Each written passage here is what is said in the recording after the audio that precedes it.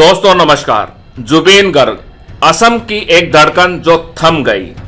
जी हां, आज मैं दिवंगत आत्मा जुबीन गर्ग के बारे में कुछ अनकही बातें बताना चाहता हूं। एक सवाल है जो बार बार मेरी आत्मा को झकझोर रहा है, वो है असम रो क्यों रहा है। वह कौन सी ऐसी शक्ति थी जिसने एक गायक को पूरे राज्य का सांस्कृतिक प्रतीक बना दिया। उनकी अंतिम यात्रा में उमड़ा वह जन सैलाब, सड़कों पर लाखों की भीड़ और उनकी भीगी भीगी आंखें। यह सिर्फ किसी स्टार के जाने का दुख नहीं था दोस्तों, बल्कि ऐसा लग रहा था यह अपनी धड़कन खो देने का एक मातम है।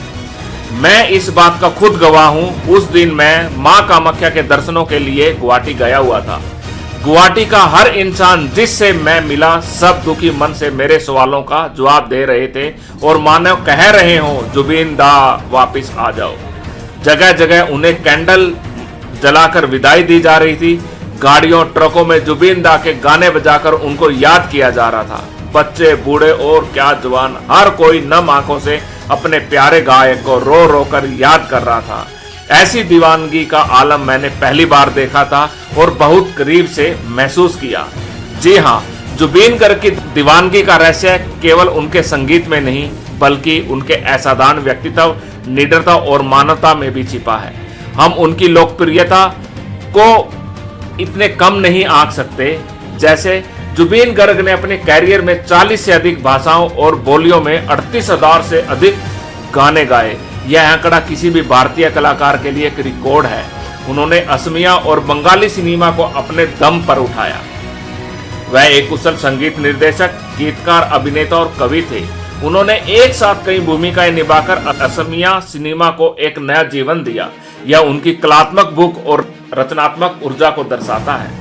बॉलीवुड में उनके गाने जैसे या अली और दिल तू ही बता पूरे देश में सुपरहिट हुए, लेकिन उनके असमिया गाने माया बीनिया, पूबो कनौर जोंडा ए हर असमिया घर की धुन बन गए।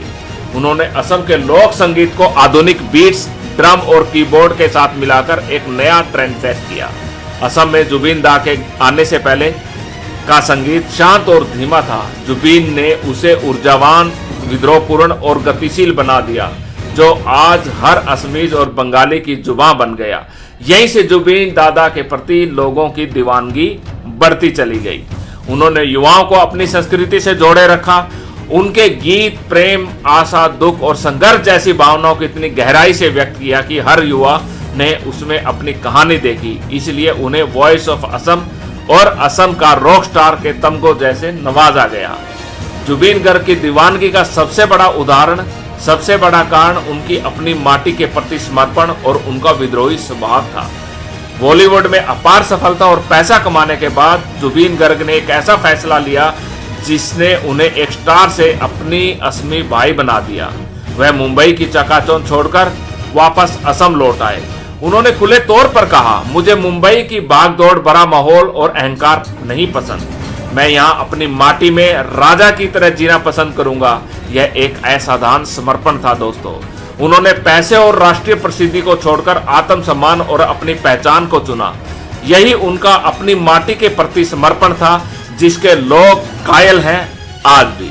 जुबीन ने केवल गाना ही नहीं गाया, उन्होंने सामाजिक योद्धा की भूमिका भी निभाई। वह भ्रष्टाचार पर गरजे, सामाजिक पाखंड पर बोले और पर्यावरण के मुद्दों पर मुखर रहे, जिस कारण उन्हें कई बार सरकार से नाराजगी भी मोल लेनी पड़ी।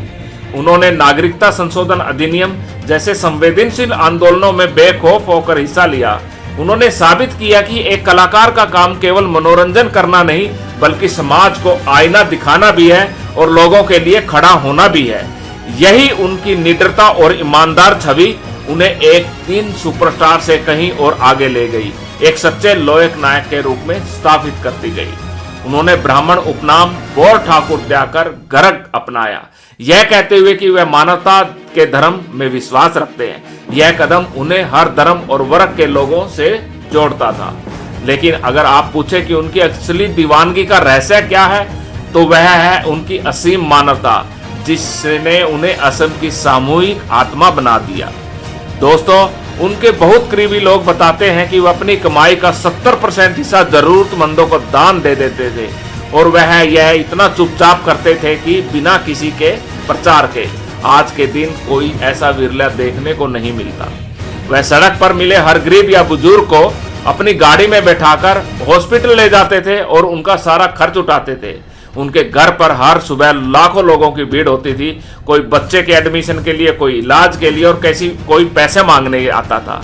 वह सबकी मदद करते थे। दोस्तों, शायद सबसे मार्मिक बात यह है कि उन्होंने अपना मुंबई वाला घर तक कैंसर मरीजों और इलाज के लिए मुंबई आने वाले जरूरतमंद लोगों के लिए गेस्ट हाउस बना। हम इस बात से अंदाजा लगा सकते हैं दोस्तों, ऐसे मानवता प्रेमी के लिए लोगों के मन में प्रेम होगा क्यों नहीं।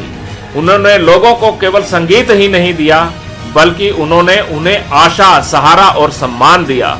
उनके लाखों प्रशंसक इसलिए नहीं रो रहे कि एक गायक चला गया, बल्कि इसलिए रो रहे हैं कि उन्होंने अपना सबसे दयालु, सबका मददगार बेटा खो दिया, जो उनसे अब इतनी दूर चला गया है कि जहां से लौट कर वापिस आना बहुत मुश्किल है, जहां से लौट कर कोई भी वापिस नहीं आया।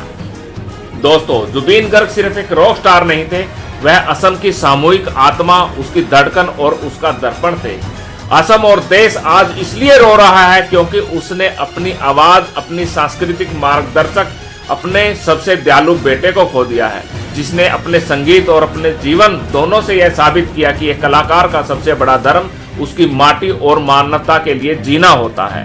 दोस्तों, उनकी विरासत उनके गीतों में नहीं, बल्कि उनके निस्वार्थ किए गए कार्यों, निडरता और लोगों के दिलों में हमेशा अमर रहेगी।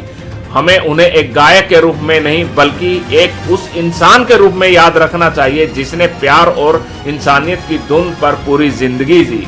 नमन जुबीन दा। देश और दुनिया की खबरों के लिए बने रहिए हमारे साथ।